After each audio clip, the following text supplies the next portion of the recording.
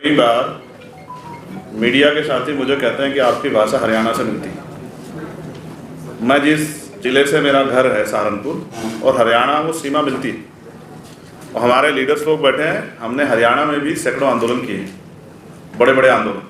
और आपको याद होगा जब दिल्ली में गुरु घर टूटा था सतगुरु रविदास जी महाराज का, तो सबसे ज़्यादा जो बच्चे अरेस्ट हुए थे वो 55 बच्चे हरियाणा से ही थे।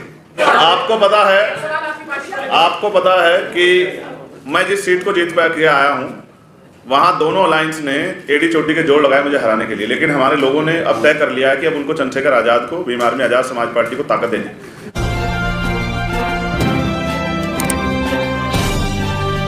आप देख रहे हैं पब्लिक आवाज टीवी।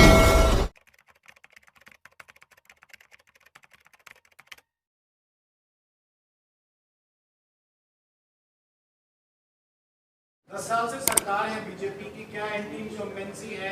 आप भी सरकार के हिस्सा रहे हैं, ठीक है, कांग्रेस में तमाम दावेदार होंगे, लेकिन क्या हरियाणा के चुनाव में कांग्रेस की एज कही जा सकती है? क्योंकि ये नजर आ रहा है कि 5 सीट के साथ 0 पर थे, जब 30-31 पे पहुंच गए थे, 5 लोकसभा जीत कर आए हैं वो लोग। देखिए, एंटी इनकम्बेंसी है और इसीलिए मुख्यमंत्री बदले, और कोई कारण ही नहीं था कि मनोहर लाल जी को बदलना पड़ा। और नए मुख्यमंत्री ने तो सिर्फ घोषणा और सम्मान समारोह करे, ग्राउंड रियलिटी से वो वाकिफ नहीं थे, योजनाएं वो बना नहीं पाए। एक लॉलीपॉप जरूर देंगे 2.5 लाख कर्मचारियों को कि तुम जो कौशल पर पोर्टेड हो, 5 साल से ऊपर हो, उनको आगे अशोर्ड जॉब दी जाएगी, रेगुलराइज किया नहीं जा सकता। कोई भी एम्प्लॉय ये जानता है कि जब तक बिल नहीं लाया जाता, ऑर्डिनेंस की वैलिडिटी 6 महीने की। उनके ऊपर तो तलवार और लटका दी गई कि तुम 6 महीने बाद अगर शासन बदलाव होता है तो शायद तुम नौकरी से भी अपना हाथ धो। 8 महीने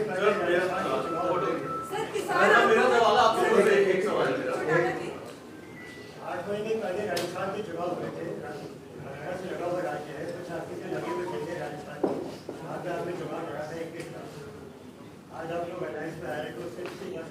हमने तो 19 सीटों पर चुनाव लड़ा था और 19 में से शायद एक भी सीट पर एएसपी हमारे सामने नहीं थे।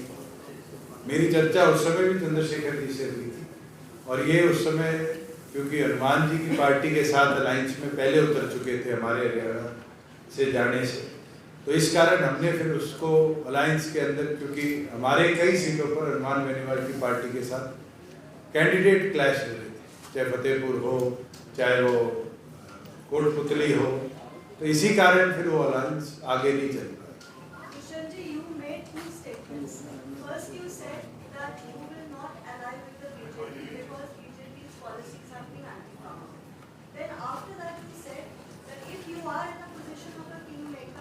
Anybody can come and support. So these are contradictory statements. Are you ruling out a post-poll alliance with the BJP? I am very clear that we will not stand with BJP. I have faced 4.5 years in NDA. I have seen how BJP breaks its allies. We have faced it in 4.5 years, how some of our MLAs are now joining BJP. Similar thing happened with Shiv Sena, NCP, or other alliance like Akali Dal. So I think as of now, NDA, which stands today, is more or less focused on only 2 states, that is Bihar and Andhra. And for both states, this year's budget is diverted clearly. I think they don't have focus on any other ally as of now. And whereas going into a post-poll alliance, who knows, if we have the numbers, there may be a chance that all the smaller parties get together and form a government in the state against Congress and BJP.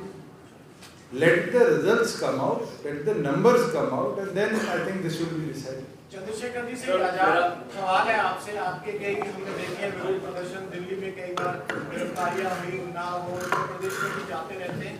Haryana का जो मिजाज है, आपकी जिस तरह से party का आपको सांसद बने, आपका पूरा जो राजनीतिक सफर है, विष्णु जी की एज भी मिलती है, हरियाणा के मिजाज से कैसे सूट होगा, क्योंकि आप भी आंदोलन करते करते यहाँ तक पहुंचे। कई बार मीडिया के साथी मुझे कहते हैं कि आपकी भाषा हरियाणा से मिलती है। मैं जिस ज़िले से मेरा घर है सहारनपुर और हरियाणा वो सीमा मिलती है। और हमारे लीडर्स लोग बैठे हैं, हमने हरियाणा में भी सैकड़ों आंदोलन किए, बड़े बड़े आंदोलन। और आपको याद होगा जब दिल्ली में गुरु घर टूटा था सतगुरु रविदास जी महाराज का, तो सबसे ज़्यादा जो बच्चे अरेस्ट हुए थे वो 55 बच्चे हरियाणा से ही थे हमारे संगठन के, जिन्होंने दिन रात मेहनत की। इन्होंने एक घोषणा की थी, मेरे आज भी याद है, उस गुरु घर के टूटने के बाद कि हम 5 बीघे में गुरु घर बनाएंगे। बाद में वो पूरी किसी और ने करने की, उसकी नींव रखने की कोशिश की, लेकिन विजन इनका था। कई चीज़ें हैं जो हमें सिमिलर। मैं आपको जब सुन रहा था, मीडिया के साथी कह रहे थे, और इन्होंने भी अपनी बात में कहा कि शिवसेना को भाजपा ने कमज़ोर किया, जिनके साथ अलायंस हुआ, नीतीश जी को भी और कई जगहों, मगर वो वहाँ वो बेचारे हो गए। लेकिन यहाँ दुष्यंत जी बेचारे नहीं हुए, यहाँ दुष्यंत जी आपकी नज़रों में कमज़ोर हो गए। ये आपका विजन हो सकता है, किसी की पार्टी को नुकसान पहुँचाने वाली पार्टी के खिलाफ जनता में आक्रोश होता है। जैसा उन्होंने कहा बीजेपी के साथ नहीं जाएंगे।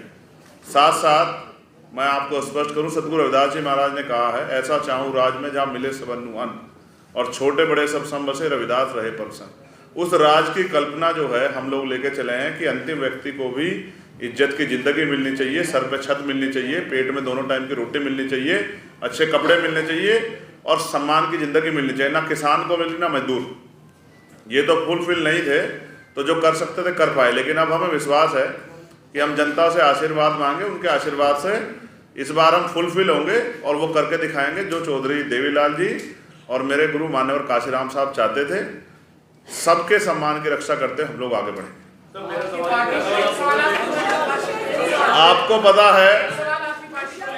पता है कि मैं जिस सीट को जीत के आया हूँ, वहाँ दोनों अलायंस ने एडी चोटी के जोड़ लगाए मुझे हराने के लिए। लेकिन हमारे लोगों ने अब तय कर लिया है कि अब उनको चंद्रशेखर आज़ाद को, भीम आर्मी आज़ाद समाज पार्टी को ताकत देंगे। और अब उसका जब रिजल्ट आएगा तो ये आपको हरियाणा में भी देखने को मिलेगा। अब समय बदल गया।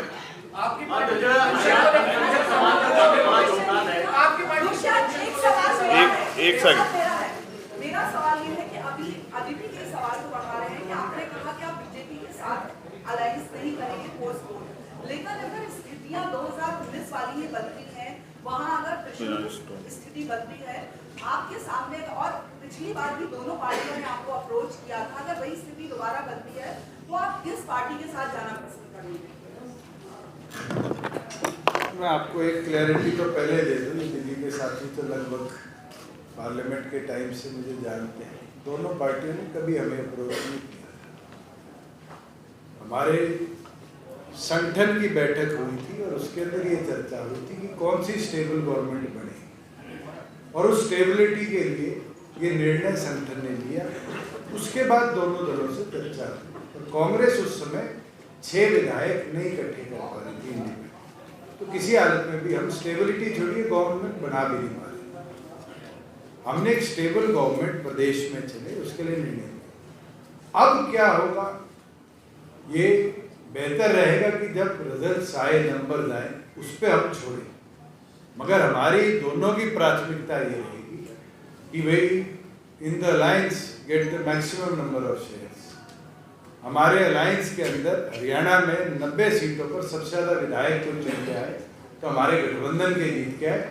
और भविष्य का क्या पता है, जब 1977 के दौर में Indira is India, India is Indira का नारा दिया था और रातों रात सारे इकट्ठे हो गए थे, तो 34 दिन के अंदर इंदिरा गांधी की सरकार गिर गई थी। वो समय आज आ जाए, 33 दिन का समय है। हरियाणा अगर वो करवट ले गया तो शायद 1987 वाला माहौल भी आपको दिखा दे। कौन सी पार्टी है जिससे बातचीत चल रही है, क्योंकि आप बार कर रहे हैं कि कई सारे और भी आ सकते हैं, अभी भी आप। मैं तो ये कह रहा हूँ लाइक माइंडेड लोग अभी कोई नहीं है। अभी तो हम दोनों मिलकर इस सफर में निकले हैं और 12 तारीख तक नॉमिनेशन, 12 तारीख तक तो आज भी हमारे पास 15 दिन है। क्या पता कोई एक सीट पे लड़ने वाला आ जाए, कोई 2 पे लड़ने वाला है। अगर जुड़ेंगे और समीकरण बनेंगे प्रदेश को बेहतर बनाने के, तो जरूर हम मिलकर उससे चर्चा करेंगे। हरियाणा में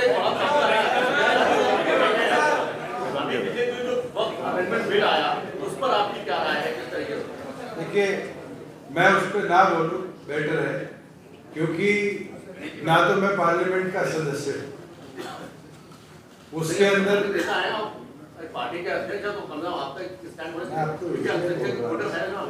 जहाँ वोटर की बात है, जहाँ अमेंडमेंट बिल की बात है, पार्टी उस पर अपनी स्टेटमेंट पहले भी दे चुकी है। बारी बारी मुझे नहीं लगता कि उसकी अमेंडमेंट हम कुछ ला सकते। लास्ट दो ले